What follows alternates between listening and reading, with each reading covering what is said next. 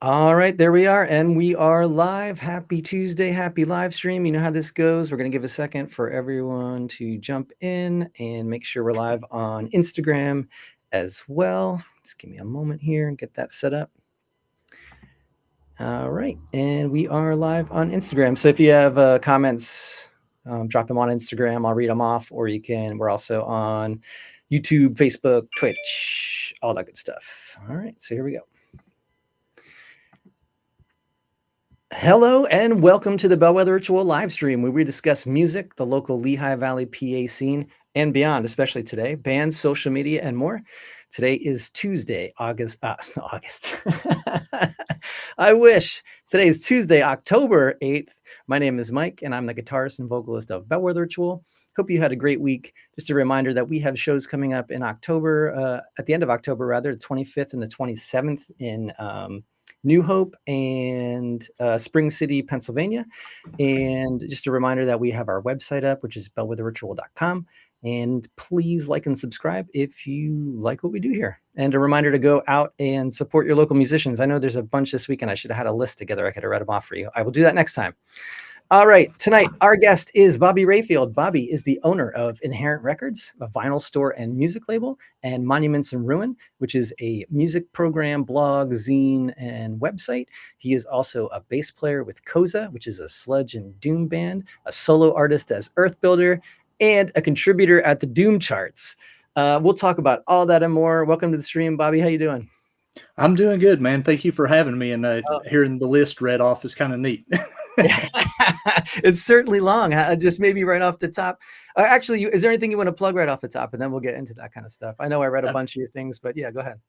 Really, if anyone's in the Chattanooga, Tennessee area, I would want to promote Inherent Records, which is the record store that I basically curate. It's inside of Collective Clothing, and that's on Fraser Avenue.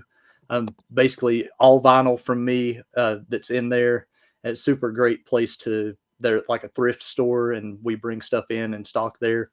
So if you're there, check us out at Inherent Records, and anything online that's not related to that is under the Monuments in Ruin moniker, which is, like you said, it's a blog, a zine, everything. You can find me at monumentsinruin.com.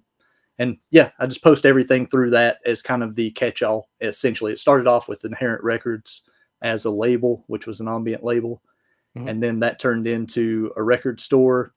Actually, I should say a podcast came about, which was Monuments in Ruin, then the record store as Inherent Records. And then it kind of flip-flopped back to where I realized I needed to find a way to separate the two. And everything would be Monuments in Ruin. That's basically my catch-all. And then Inherent Records be specifically related to the store and vinyl. All right, cool. So monumentsinruin.com, you can get records from us there, or inherentrecords.com. It goes to the same website.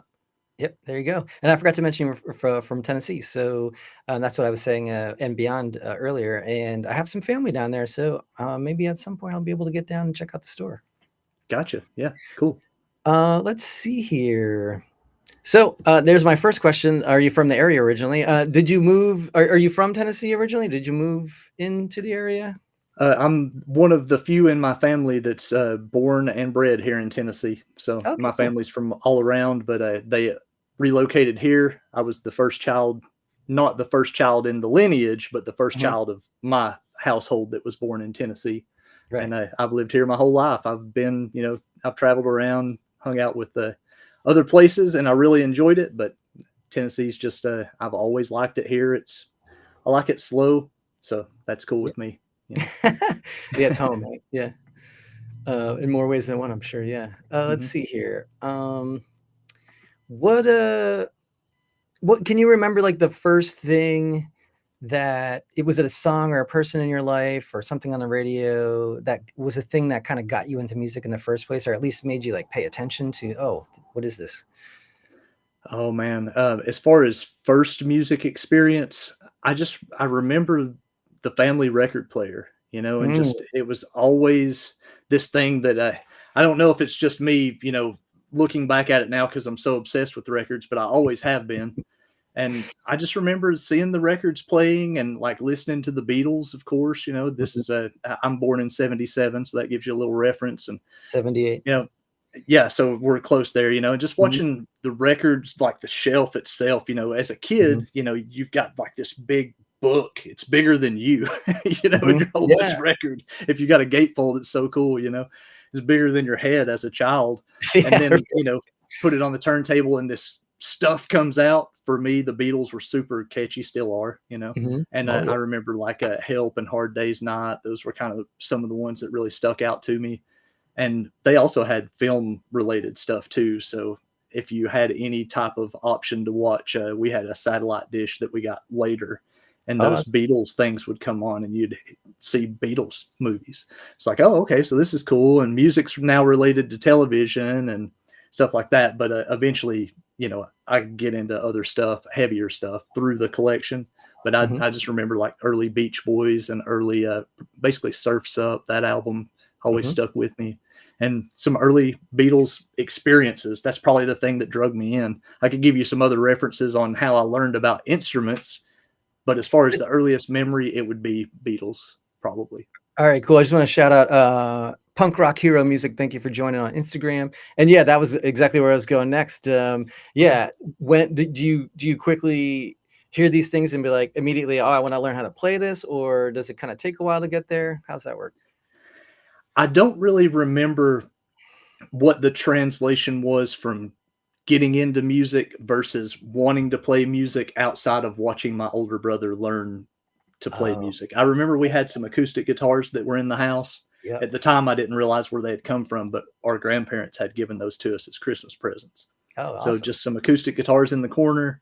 My brother started learning how to play, and I remember asking him, "It's like, show me how to do this." And I might have been 8 at the time, Hmm. and he's trying to show me how to play a power chord, and I couldn't do it, and he Yeah. got a little frustrated, and I got frustrated, and he was like, it's easy, and I was like, no, I'm having trouble. So I got Yeah. mad, he got mad, we separated, and the next day I remember coming home from school, and I was like, he's not going to beat me, I was like being real ornery about it. It's like, I'm going to learn this while he's not here. And I Oh, picked that's up the great. guitar, and it was just like the snap of a finger. I could play the chord, the power chord he was trying to show me.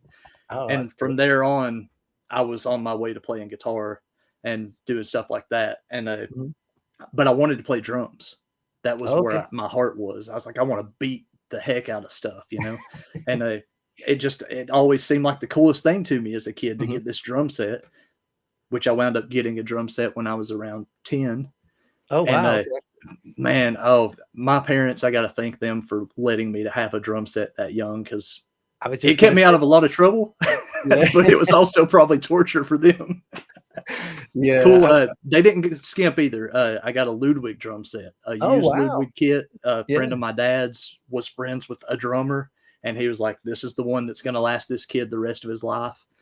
And man, I just from there on, it's like, okay, now there's this and Black Sabbath. That Yeah. was where it went. Bill Ward being, one of the monsters for me.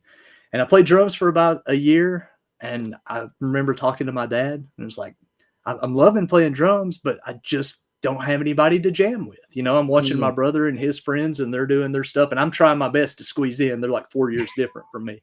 And I'm like, please let me just play. And they're like, no, we got a drummer. so, so I Oh, had nobody to jam with, and my yeah. dad asked if I had ever thought about playing bass guitar, Mm. and I was like, I don't even know what that is. And he put on an Eric Clapton album, and he kind of distinguished, this is the guitar, this is the bass. I already knew what drums were, and I was like, oh, that's kind of neat. Maybe I'd be into that. And Mhm. like that next year, I wound up getting a little like a Hondo bass, Yep. and then I was like, okay, I got this. My brother got a upgrade on his guitar amp, so the little bitty practice amp became mine. And I had no clue what I was doing. I just remember plugging this thing in and turning the distortion on because that's what I heard. Mhm. And I just started playing loud. And that's probably the rooting of me getting into punk rock, because I remember like the first thing I did unknowingly was actually kind of play the opening notes to Shout at the Devil, because it's so simple, like dum dum ba. It's like, oh, I recognize that. That's in Yeah. my cassette. Oh, That's that's in my cool. stuff. Yeah. So I played that. The distortion was on, and I was off and running, and I've been playing bass ever since. I mean, I play everything still, but bass Yeah. is where I'm at in Koza. Very cool. All right. Let's see here. Ray Road says hello. Hello, Ray. What's up, Ray? Glad to have you on. Thank you for commenting. So that reminds me, I just dug out my first bass. I started as a bass player as well. Um, I heard, I think it was Metallica's, I forget what song it was, but I thought it was a bass in the opening, and I was like, "Oh, that sounds amazing. I want to play that," and not Yeah, realizing it was actually a guitar. But yeah, I just dug it out the other day. It only has 3 strings on it, but it's a PV Fury. I don't know if you've ever even nice. Yeah. yeah. So that was kind of fun to dig out of the closet. We'll have our guitarist luthier friend fix it up and see how it works. Well, speaking of the Metallica and the guitar parts, that was one of the things probably why I didn't distinguish the difference at all was I was already a Metallica fan. Hmm. And Anesthesia Pulling Teeth, that's the first Oh thing you hear when you as far as a young kid hearing that's bass guitar. I know it's bass guitar, and the yeah, first thing he does is kick the distortion on. yeah. So I didn't realize that there was anything different about that. I just thought that's the way it was. Usually, with everything I'm listening to, it's either thrash metal or punk rock, stuff like that. It just Yep. sounds distorted. And I just played like that forever. And I was by myself still nobody to jam with. And I'm playing chords on bass. I didn't realize that was kind of bizarre at the time. And I'm playing Hmm. distortion because, taking the thing that I learned on the acoustic and Yeah. transferring it to a bass now. And just by myself in the room as much as I can, playing drums to Masters of Reality, Master of Reality bass, Master of Reality guitar, just consuming it all. I don't sing, well, not then anyway. And so Ozzy was out. Sorry, Ozzy. And that's just what my routine was: come home from school, Hmm. play Master of Reality on drums, then bass, then guitar, Wow. or as long as I could until the parents came home, and then they're Yeah. like, "Hey, it's time to shut it down." Oh, And very then cool. one day I got to jam with some friends, and they were like, "Why do you turn the distortion on your amp?" And I was like, "What do you mean? It's supposed to be on." Yeah. And that was the first time I realized it's like, oh, that's not like that's not a normal thing for bass players at the time. I mean, it is now, I guess, Yeah. but Yeah. at the time they're expecting something different. But I didn't know any different. That's just, and then when I turned it off, I was like, that doesn't sound cool anymore. Yeah, I was just gonna say because it sounds cool. That's why. Yeah. That's it. That's all it Yep. needs to be. Yeah. Oh man. So I came by Yeah. it naturally, which is kind of funny to reflect back on and just think of that, like that moment that somebody was like, "Why'd you turn that on?" It's like, why are they asking me that? I can see where the doom is coming though. Yep, It's like yep, that's all yeah. Ignacio Dimashili, thank you for joining on Instagram.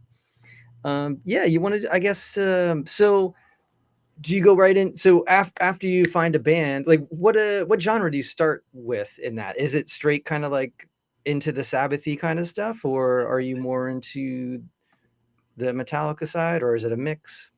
it's really a mix because of the different instruments. Because drum wise, I would play, Sabbath stuff like Bill Ward or Mm, maybe John Densmore from mhm. The Doors or Mitch Oh, Mitchell I from Jimi love Hendrix. him. Those Oh, were and kind of him. the three that Yeah. pieced it together for me. Which is, although they're rock guys, they're jazz guys. Mhm. And I didn't know it at the time. Again, just like naturally, I'm listening to these jazz drummers. And of course, over time, become a big jazz fan as well. But at the time, I'm listening to these like bizarre rock bands that have these jazz drummer powerhouses.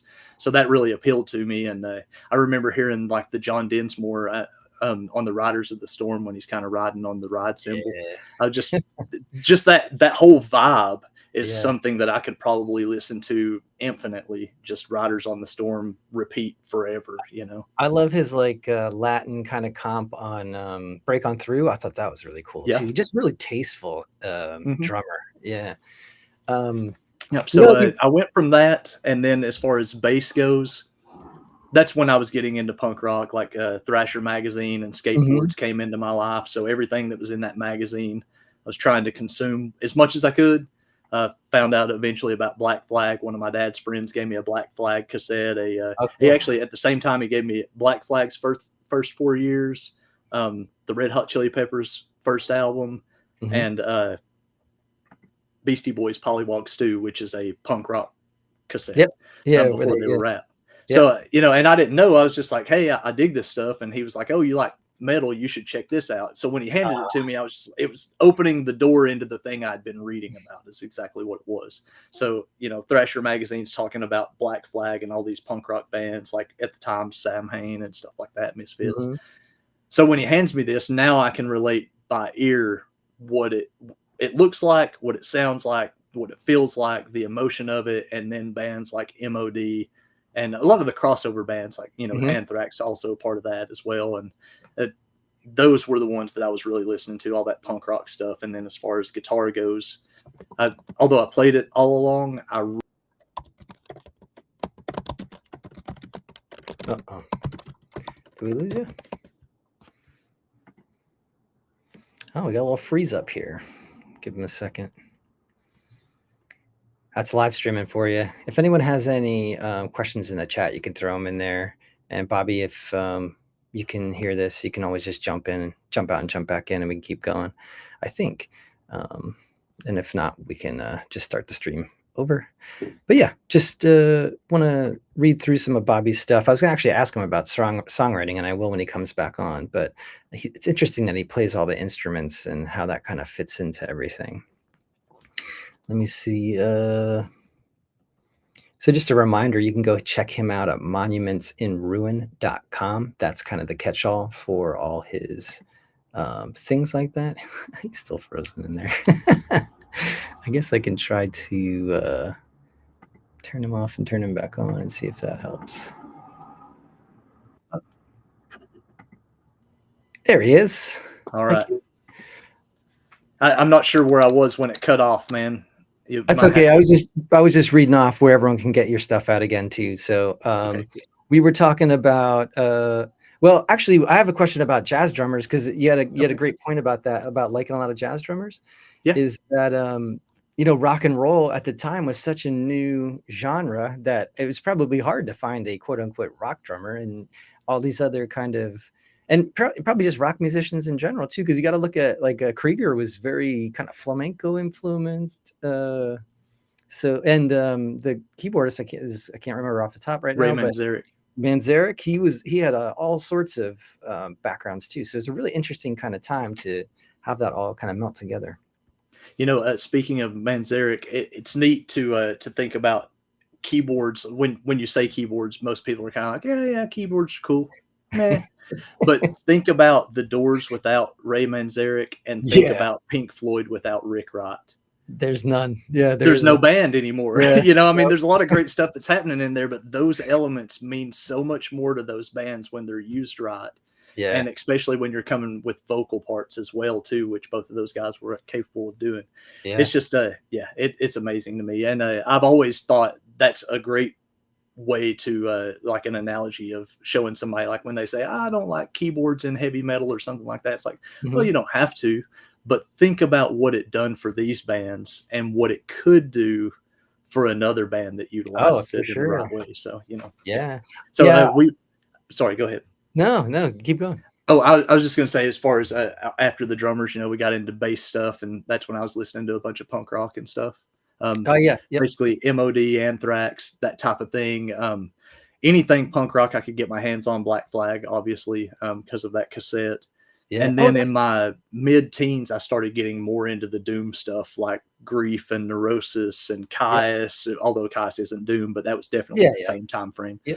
Those just all merged together, and that was one of the moments when I kind of, I was always a Metallica fan as a kid, and Megadeth, all the thrash stuff. But when I got to see Neurosis play live for the first time, which was like 93, 94, I believe. Oh, wow. And I had been going to these arena shows and seeing, the greats. I'd seen Metallica, which was awesome. I was a 10-year-old kid watching Injustice for All, and it just blew my mind. Oh, wow. I love that story because my mom took me to that show, dude. she bought the tickets and carried me to that show because she knew I was such a fan, man. And she sat. I remember on the drive, the Cult opened. They were on the Sonic Temple tour with them. That's a good show. Yeah, man, I'm telling you, dude, that's so awesome. It changed my life. And she was like, "Oh, that's that guy on MTV with the long hair." It's like, yeah, that's him, Mom.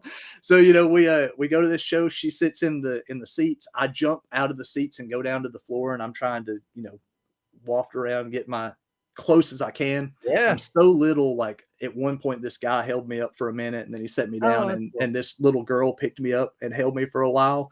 And I mean, I'm talking about, I was a little kid, Yeah. And then I ran around to the other corner and I'm like, man, I'm never going to get up here. This, I'm kind of bumming out at that point. And this dude seen me And I promise this is exactly how most heavy metal crowds that I've ever been in deal with.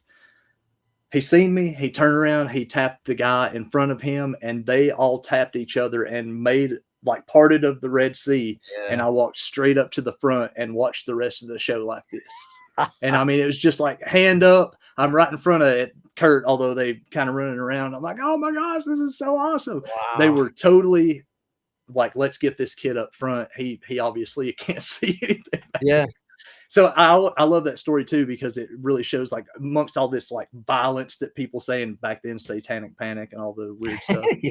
These people were just like, hey man, there's a little kid that's digging this stuff. Let's get him up front. And I wound up getting a little guitar pick from that show too. And but anyway, I seen all that stuff. Then when I got to see Neurosis play live, it was one of my first small club shows. And I remember staring at the band, or I should say these guys, and I was just kind of like, man, this is kind of rough looking. You know, it's just they're Yep. setting up the gear. And it's like, man, these roadies, boy, whoo. And then next thing you know, it's like the roadies have the guitars and they're playing. And I'm like, oh my gosh, this is the band. You know, I've been standing in front of them the whole time. Yeah. And I think I was 16 at the time, maybe, you know. And then they just, if you're familiar with Neurosis at Oh all, yeah. yeah, so that was a specific era for them too, man, and it Yep. just melted my mind, and Yeah. everything changed from that moment. And that's when I was like, okay, I found my home. Wow. Neurosis, Caius. I was already a blues player at heart, but Yep. nobody in the metal community is playing blues. Yep. Then Caius kind of connects that dot, and you're like, oh man, I'm never going back. Yeah, I know what you mean. And similarly, I know we were talking a little bit about this beforehand, but a similar experience that you were talking about when you were a kid, we just had with the Doom charts, because I would say Hillary and our previous guitarist Shane are the real Doom elements in the band. And we've only really just kind of started scratching the surface.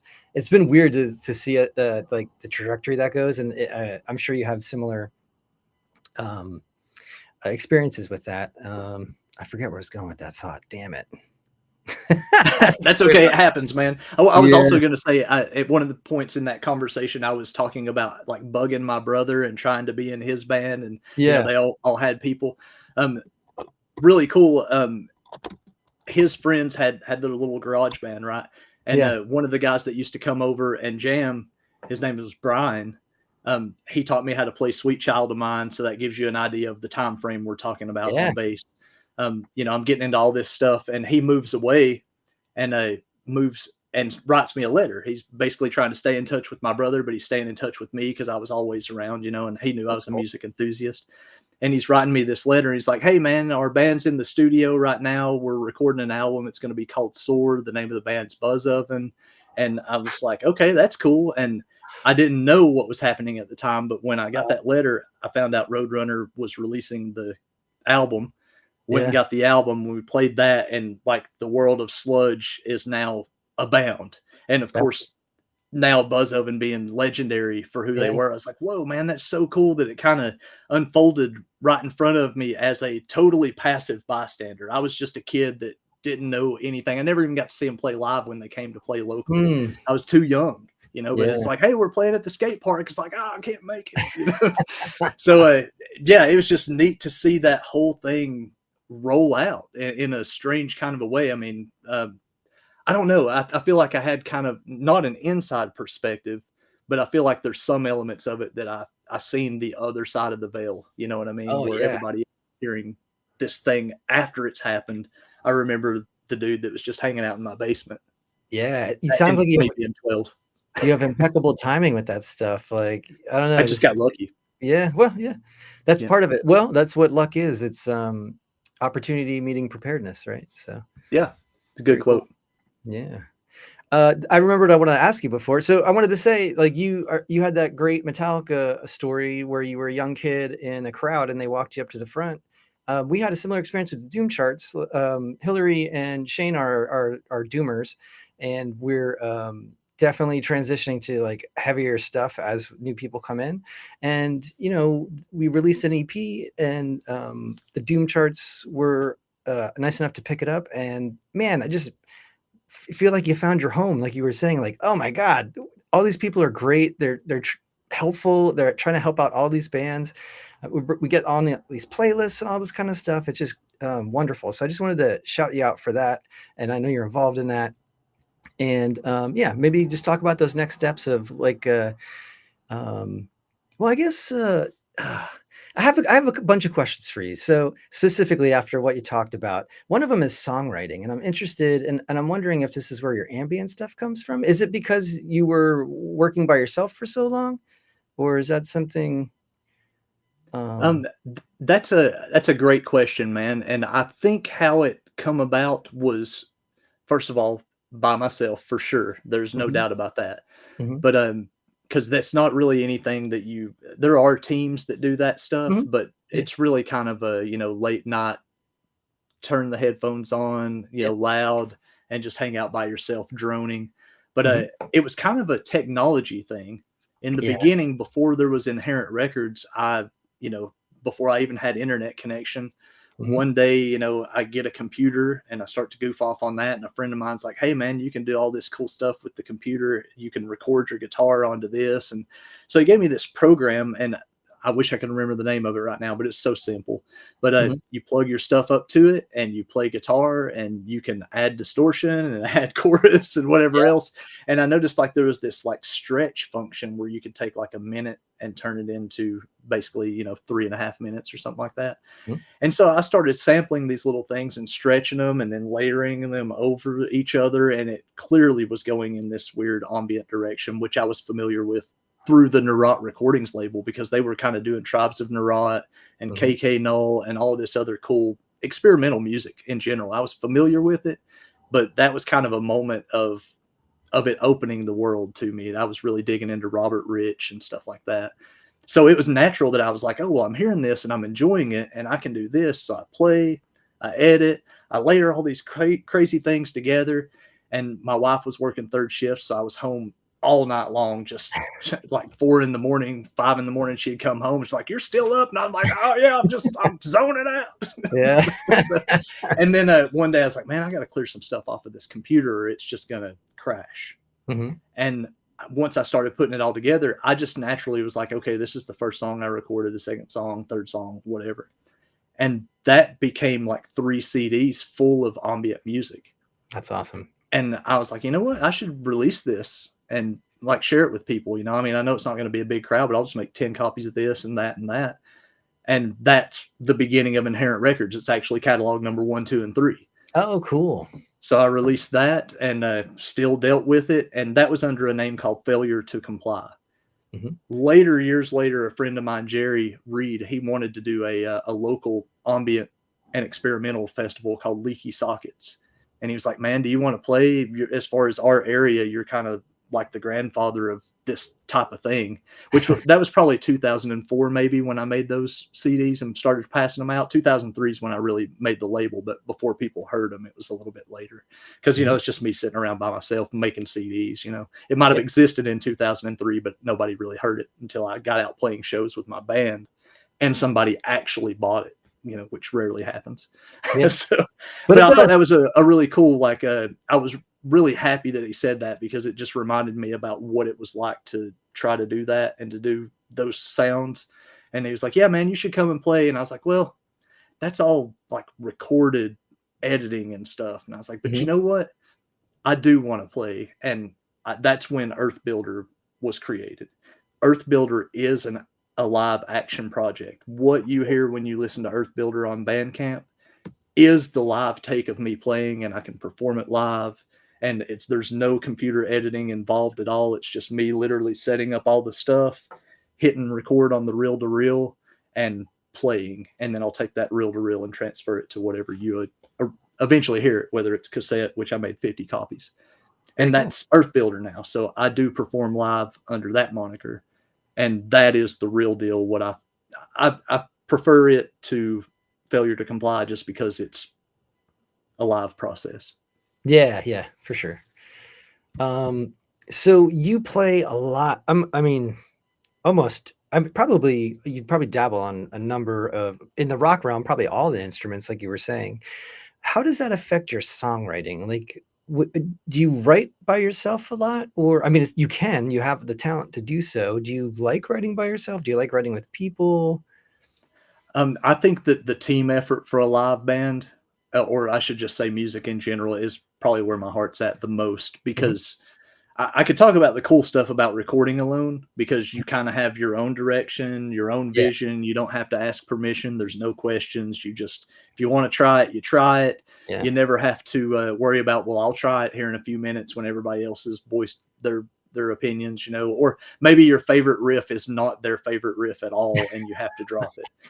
Um, but so recording by yourself, you kind of are the master of your domain, yep, but it's not the same as when you're in the room and the amps are loud and air's moving and there's that cold chill that kind of runs over you when yeah, everything coalesces and you didn't write the lyrics or you didn't write the guitar, bass, drum, whatever, and they land at a certain precision level either the first time, which is always the goal. The first time it happens, you're like, oh my gosh, I can't believe, can we do it again?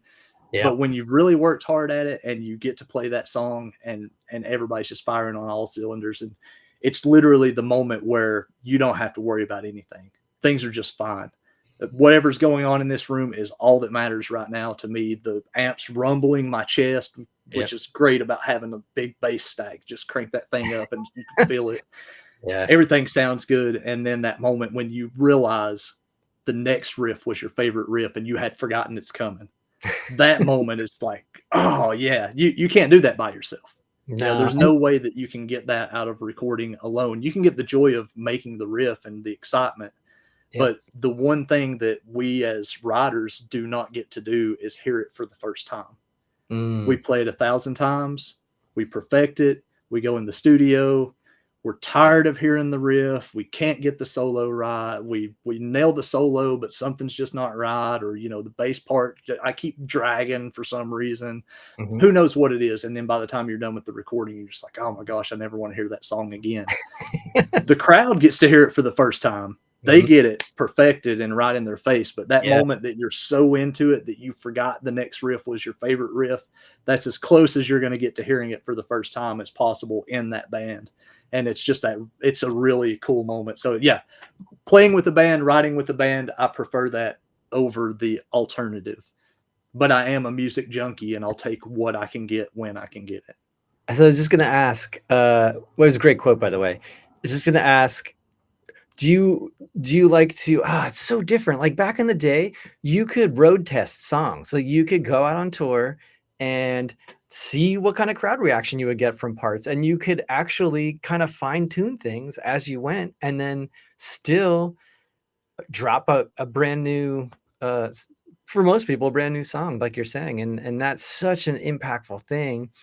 I feel like we kind of lost that with the digital age, but also, like, for small bands like us, we talked about it all the time. Like, why not just throw, like, we're going to be playing a song at the end of the month that we don't even, I mean, it's skeletal to say the least, but it's just like, let's just get it out there, get it up, see what people think, what parts are they liking, what parts aren't they, and kind of go from there. Yeah. Um, Well, I would say as far as Koza, the current project, the Sludge mhm, project, is yeah, that's one thing we try not to do that's different from any other band that I've ever been in. Other bands that I've been in, we've got the song down, we're ready to go out and play a show, and it's like, hey, we put the set list together, and well, I'm not so sure about that song. It's like, I don't know, I really want it to be right here, and we're willing to kind of push. Koza's not like that. We are like a well-oiled machine, which I'm thankful for because we're all older, and this is like we have very limited time, which means when we're in the room, we're there because we love being in that yes, room. It yes, really means something to all four of us who are in there. It's not one of those where you show up and somebody in the band's like, well, yeah, I don't know, man, I was thinking about going to lunch. It's like, no, we got a couple hours here a week. We're dedicated to doing this. We love being there. And we are serious about the songs we write, which is this band's writing process is way different than any other band I've ever been in. And it makes me happy to see it all kind of play out. Usually you bring a song to the band or a riff yep, to the band and typical, hey, I wrote this last night, it feels good. Or in one case, it's like, hey man, I got a full song here, it's ready to go. And then you've got somebody else that's like, well, what if we played that 4 times? What if we played that 8 times? What if we don't play that at all? And you start dissecting it. And our singer, Brooks, is very, very good at hearing a song and going, you know what? Your chorus riff is our intro riff. Let's just play it one time and do that because I got something for it. And then after we do that, let's switch these 2 things around. So he's not writing the song, he's arranging the parts that exist. And when you hear it that way, that's when you're like, oh man, that works so much smoother, because I thought I had gold when I walked in the room. You know? And he's Always. so good at understanding how it's going to play out with the lyric that he feels. And everybody in the band's really good about doing that. Our drummer also plays bass.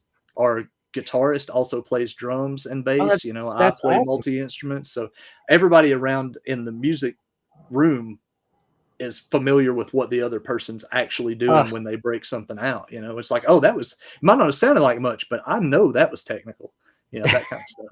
So, you know, hearing him arrange those songs and us, you know, hearing it once again, not for the first time, but for lack of better term, you know, getting to hear it that way for the first time. It's like, wow, you know, this process, I never was in a band before that if somebody would have said, hey, we should open with that riff and change your entire song afterwards, it would have been like, no, man, this is the way the song is. Yeah. But we trust each other wholeheartedly to say, whatever you want to try, it's on the table. And 99% of the time when we do it that way, nobody in the room thinks twice about it. That's just the way it is now. Yeah. Very cool. Similarly, I'm always of the same idea of like, let's try it and see what it sounds like. And then once you do that with enough ideas, the right one just stands out. Like, it's just like, there it is. There's nothing to really argue about or discuss. Let's just move forward. So Yeah. you had said some really interesting things. Almost all the other people in your band are multi-instrumentalists, which I thought was fantastic, because to me, I think I didn't really get songwriting until I played everything and then, or had to record everything, I should say, because then I was in charge of like, all right, so I know that there's a guitar solo coming up. I'm going to keep it simple on the other guitar, or I know there's a bass fill or a drum fill here. I'm going to lay it back, or whatever it is. And I think sometimes it's almost beneficial. I think where I got caught up initially was you can give 100% to 5 different things. It's only 20%, you know, I'd say it's 20% a track, where you have 5 people, they're going to give 100% on each one of those. And sometimes that can be awesome. And sometimes it'd be like, all right, well, we have to maybe scale that back a little bit, or everyone call their shots. Like, hey, I'm going to take a fill here. Everyone else just kind of lay back. But yeah, communication is so important. Yeah. But I think that pretty much defines what I do with Monuments in Ruin. It's like I can give 5% to a ton of things. Yeah. That's not a bad thing. I don't think sometimes you hit that sweet spot. You know, there's like musicians can kind of want to, of course, give it like 175%, but it doesn't always need that. Sometimes it just needs 20. So it's like, you have to figure out where those spots are together and each shoot your shot. There's plenty of room on stage. Everyone gets their chance to shine.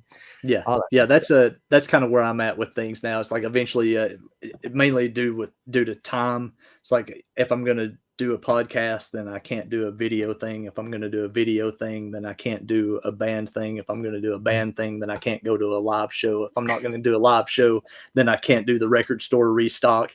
You know, so it's like one of those where I kind of have a timeline that I've worked out for myself. And it's, I don't know, maybe I'm just obsessive in some way and never really thought about it until speaking with my wife about it. It's like, you know, maybe I have something in my mind that makes me like, if I got 5 minutes, I'll start a project that costs me an hour, you know, so I can't sit still because I'm always like, oh, what? Music obsessed. That's really what it comes down to. It's like, I'm just obsessed with doing things, whether it's art in general. I want to draw. I want to paint. I want to create.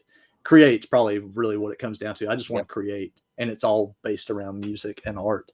And I just don't have enough time to do it all. So eventually I have to mark something off the list and kind of push something else up. And then eventually it'll come down the list and then this will go up. And like Earth Builder hasn't played live, but I've been kind of getting the hint from some friends like, hey, come out and play. It's like, okay, it's slowly moving up the list. I'm going to have to do some Earth Builder stuff. But that means maybe I won't be able to do some video editing next week because I'm going to be practicing, you know, so But yeah, it's just funny hearing you say that about the band splitting it up, how everybody can give it all. And it made me think that that's exactly how I am in my normal routine of life, is that I can't keep my hands out of stuff. Yeah. Yeah. Just a really quick shout out, Brian Spelf1 and Jake Thomas Guitar for joining on Instagram. Thank you guys very much. Let's see here. So yeah, you kind of touched on Monuments and Ruin. You want to just go into that? Is that like kind of the next step of the story? How does that Well, fit in? probably so, because it becomes the catch-all. Somewhere around 2008, I believe, maybe 2006, but I think it was 2008. Mhm. I was starting to do podcasting, which was, you go to the shows. Wow, you were way The ahead of the first, game, huh? yeah, I mean, it was because it was music driven, and Yeah. again, that's like it's always been my focus. It's like, how can I stay surrounded by this thing that I love? Yeah. And you go to shows, or back then you'd go to shows. Generally, the first conversation that would always happen would be, because I live an hour away from where the store is at now, which is where all the shows would be in Chattanooga. Mhm. I actually live in Cleveland, so it's kind Okay. of in between Knoxville, Tennessee, and Chattanooga. So I'm Mhm. right smack dab in the middle. But my house is way out in the country. So you get to see people that you don't ever see. The shows once a month, maybe once every couple weeks. If your band's playing, you go see a show, you go play a show, and somebody says, "Hey, how's it going? What have you been listening to lately?" Because that's what everybody wants to know, right? Yeah. It's like, this is our thing. We're here, and it just seemed like, when I found out that you could take music and put it together with that software I was talking about, put them all in a timeline. It's just one track, and upload it on the internet. The next time somebody was like, "Hey man, what have you been listening to?" I was like, "Dude, I got this thing that I'm doing online. Go to this link and press play." And that's everything I've been listening to. And so that started podcasting for me. And then a friend of mine reached out to me it was a online radio station called Temple of Despair. He was like, Mhm. "Hey, I was kind of, we started talking. I'm curious how you're doing this." He was like, I know what you're doing. If you want, you can team up with us." And I was like, "Well, I'm going to do it under a different name then, since I'm going kind of publicly with this as a thing." Mhm. And that's where the name Monuments and Ruin come from, because I was like, well, what really defines what I'm doing here? It's like, we live in a world where all of this stuff it's like coming at us so quickly. And all of these great things are just kind of being left to sit. It's like, man, I still love like Frank Zappa as much as, Oh and yeah. Sabbath as much as I do the new Sleep album, Yep. or something like that. So I was like, I really want to showcase like the broader origins of music, and not just be like the new music thing. I want to Mhm. be you're listening to a musical arc thing. Might be an hour long. It could start with Sleep or Zappa. It could end with either or. It might just be a all doom episode. It might be all grindcore. Who knows? But Yeah. it's not specific to go, "Hey, check out all this new music that I just found and I want to blast it at you."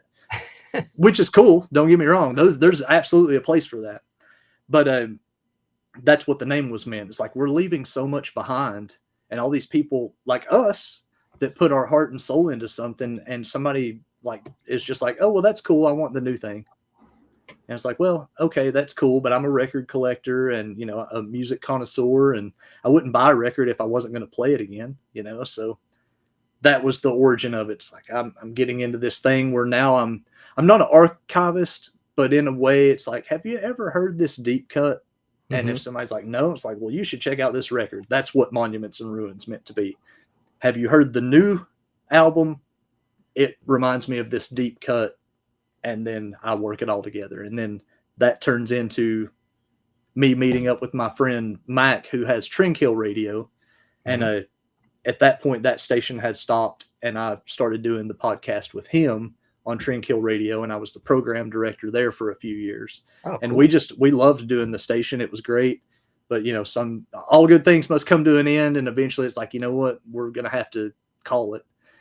And we did, and it was great fun, man. It really was. But since then, I've just like, well, now I've dug super heels deep into the name Monuments and Ruin, and I feel like it really, the name, what am I trying to say? It's just the catch-all again. It Yes. really defines what I'm trying to do, Yes. not just Definitely. what I thought it was. It's Yeah. actually what I'm trying to do in my musical whatever journey this is in this life. It's not just about me digging up the new music, but it's about this arc of life in music. So, yeah. And I think that is, to your point, like why you've gotten into so many things. It's and similarly, like I'm a graphic artist and a whole bunch of other stuff as well. But where I experimented was like on band stuff. It's like, all right, well, what does this do? And almost all the time, it would always go back into my professional work and Yeah. be useful in a professional environment too. So it's this great kind of like training ground experimental thing as well. So Yeah. very cool.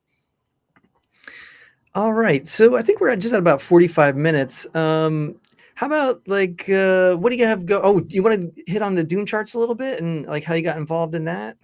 Yeah, absolutely. So I was actually talking to Scott from Clean and Sober Stoner, Oh yeah, and he yeah. asked me how I got into the Doom charts. And at the time, I kind of spaced out. My memory is terrible these days, and I don't know what's going on, but I just feel like maybe it's all just kind of pouring out of the side of my ear, going in this ear and out the other. But I was Yeah. like, man, I really can't remember. Well, I can actually answer that now. So if Scott's Cool. watching, Bucky brought me into the Doom charts. We started chatting online, and he was like, "Hey, man, if you want, you can contribute. That'd be cool, you know." So he knew about me and Trendkill Radio at the time, Mm, and knew what was going on. So he mhm. welcomed me in. So that was my in for the Doom charts, and that was I think maybe 2018, I believe, something like that. Oh, very And cool. yeah, so super cool. I'm still very thankful that he allowed me to do that, and I'm very thankful every time I get to promote the Doom charts. So, and then that becomes, from the radio station, I was already getting promos for new stuff, Mhm. checking this out, writing about it, putting it into the station feed, then started to slowly contribute to the Doom charts on a smaller level.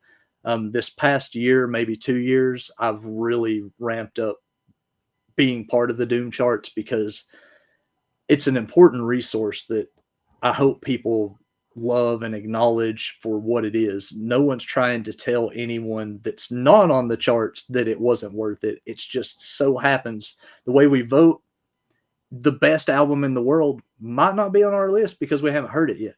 Yep. It's just that simple. And the coolest album can make it just what am I trying to say here?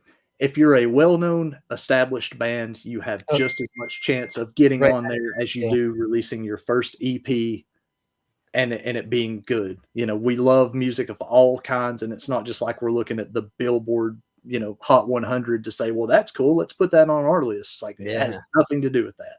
Yeah. Your list, my list, somebody else's list, very real chance that the three of those lists may not even have the same albums on them Yep. because we're just finding it on our own. Some of it's getting sent to us. We're seeking out the gems. We're all nuts for music. And it's very cool to be part of, man. So the list is accumulated, which is nearly impossible to narrow down because between what I was just mentioning with wanting to keep up with just all types of music, Mm, keeping up with new stuff that's coming in, as well as just sitting around and listening to Pink Floyd from time to time. You know what I mean? So you just mhm. want to chill out and play your records and have a good time. There's only so much time in the day for you to do these things. So sometimes your list might have 10 bands, sometimes it'll have 25. Just depends on what your cycle of life is for that month. And yeah, it's really cool. So you submit your list, they do the magic on the back end, and then I try to submit my list with some blurbs if possible, just Mhm. because I'm already interested. I feel like I should already be interested enough to write about it, even if it's not used, and I'm okay when it's not, because there's a peroration list, which they Yep. put those Yep. over on as well. So for those who don't know, that's a list that's released in the middle of the month. That's anything that didn't get put on the main top 40 list. So yeah, you can always submit it. If I'm interested, I should be interested enough to write about it and express my feelings on it. And even if it's not used for the Doom Charts main list, it'll get listed on the peroration list. Plus, I can put it on the monumentsandruin.com blog, and Yeah. people can find it there. So it's a kind of work in progress. For the past 2 years, I've tried to write at least one album review every day, Whew. and I've been pretty consistent with that. And you know, my reviews aren't like everyone else's though, and I need to make sure that that's noted. It's not like I'm going, okay, well, let me break down this guy's guitar work and this guy's bass work. I kind of do my reviews more like I'm hearing a story in the music, Oh, cool. and that translates to what I'm going to write. You know, hey, Yeah. you know, the fog's rolling in on the edge, and bellwethers, you know, toll, you know, Yeah, something yeah, yeah. tolls in the distance. That's the kind of thing I would start with in my mind, and then I'd be like, okay, now I'm hearing this story, and I try to keep it short and sweet, of course, because I want it to fit in the Doom charts. Yeah, of But that's the course. way I write my reviews. Is like, what does this make me feel, and not just be Like guitar's technically. cool, Yeah. bass is great, drums are poundy, you know, vocals, you know, sound like he's gargling gravel. It's awesome, you know, because how many different ways can you say it's awesome? Yeah. Because you're only writing about it because you like it. That's a great point. So I figure I'll just if I hear a story in it, that's more likely to make me write about it, which That's is more likely to make it on my list. and much more likely for me to be interested in wanting to go hear it too, just to bring that up as well. Because Yeah, I used to be kind of more like, well, I want to be like mysterious and you figure it out for yourself. And then it's like, no, people really like it when you just tell them what it is and then they can yeah, go and kind of put themselves in it. I'm like, okay, I'll try yeah. that. Yeah, and I do love the like the track by track or instrument by instrument Yeah. breakdowns because some people Yeah. are really great at them. That's Yeah. not where I don't think I'd be able to be consistent with it. It's not that Yeah. I couldn't do it. I would feel confident doing it, but Hmm. after a little bit of doing that, again, I'm dealing with art in my mind. It's Yeah. all just me looking at a thesaurus, going, "How many ways can I say this is cold?" You Yeah. know, but you know, it's still kind of a creative writing session. That's probably the best way of putting it. It's like I'm hearing this music. I want to do something creative to match their creativity. I Mm. want to let them know that this spoke to me in this way. And if somebody was to just read a review that said, you know, Koza, super sludgy, gnarly vocals, I love the way the band put it together, I would be 100% on board with reading that. Man, Yeah. thanks for even giving it a listen. But from me to you, I want you to read the way this water is flowing through this valley makes me think that something's creeping around the corner and it's about to be all devastation. You know, that's the story I want to write. So it's not really an album review, it's an album story, I guess. Yeah. Very cool. Let's see. So, I mean, there's a couple more things I just want to hit on really quickly. I think community is a huge thing, and I think that's the whole thing, right? That's the whole point of why you're doing what you're doing, and getting involved in these sort of things. I would say your greatest skill has to be time management. No. Man, probably, yeah. That's got to be it, man. You might have just answered the call for me. Because yeah, you do Speaking of so a much. community, man, I'm glad you say that because I think I've got distracted talking about my excitement for the Doom charts, Sure. but the community behind the Doom charts and all of Yeah. the contributors and everybody that's there, man, those ladies and gentlemen are aces, and you would not believe the amount of hard work that goes into their personal blogs, Yeah. their lists, just making sure that every month the charts exist, the Yeah. peroration list exists. They do the freebie Fridays every week. There's constant chatter amongst us personally that you don't see in the public eye. Hmm. And man, there's just a lot that goes on there. And just big high five and hugs and kisses to all of that team because I'm just very honored to be part of it. And I know from my side of it how much effort they put into it. And it's Yes. just a beautiful thing that needs to be acknowledged, you know, publicly. Yes, absolutely, and it shows. And like I said, for me, it was so eye-opening because I was not as well versed in that side of things. So like you said, like when you hear a song for the first time, man, it hit me like a ton of bricks. I was like, oh my God. So Yeah. very excited to have found all this the Doom charts and Monuments in Ruin. And I know there's a couple like you said, Scott from Clean and Sober Stoner. He also has Yeah. Monster Riff now. S. Patrick Brooks just started The uh, heavy underground Heavy farm Underground report. Farm Report, which I thought was fantastic as well. So Yeah. yeah, just so many awesome things Yeah. happening. And yeah. All right. So I guess why don't you just plug everything one more time and then we'll just wrap it up and yeah. Yeah.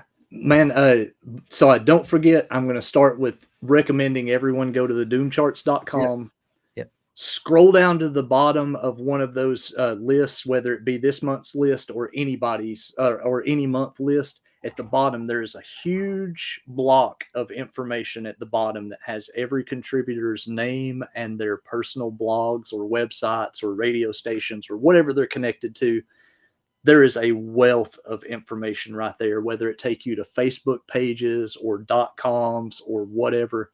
Start there, and you'll probably not even need to get to monumentsandruin.com, which is mine, But you should because anyway. you will be lost in a sea of information. Stoner Hive is one I want to shout out Yeah. because Oh, Joe that's another one. always Yes. helps me with getting the blurbs posted, and yeah, just Remy has the Remy Post Too Many Links page, and then Mel has the Sundays Heavy Tunes. They're all in there. Like I said, I can't. There's 85 of us or more, so I can't list everybody's. I'll obviously miss somebody, but go into those links, start clicking around, give them a follow, and tell them that you appreciate what they're doing. Just the Doom charts in general. Again, my website is monumentsandruin.com.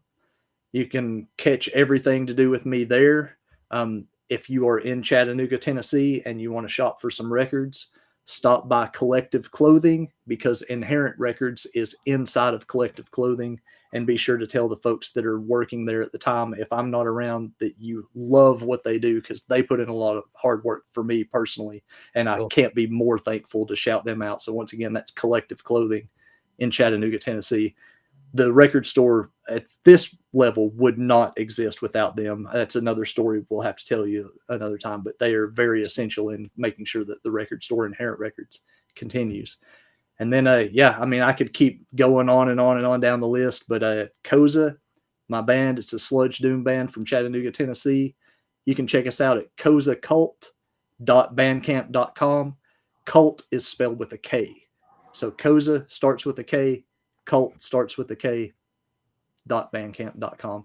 And that's pretty much that's the trifecta right there for me. All right. Doom charts, and Koza and Monuments and Ruin being the foundation that connects all that stuff together. Well, that was a nice little bow to put on top of it. Thank you, Bobby, for jumping on here with us and spending some time with us. We really do appreciate it. And yeah, everyone, thank you for watching and commenting. And until next week, make sure you go and check out Bobby's stuff. Oh, I forgot to mention, you release awesome, like super energetic videos too on Inherent Records YouTube channel. So definitely go follow him there as well, because I always look forward to when you release those. So yeah. Thank you for mentioning that. So that's YouTube at Inherent Records. Yes, I have that right See, here. I forgot. See, I can't remember. That's the and one. thank you for having sure. me too, man. Oh, I really absolutely. appreciate the kind words. And like you already said, there's more to talk about. So anytime you're gonna come back, just let me know and we'll get you back on. So I'd love to.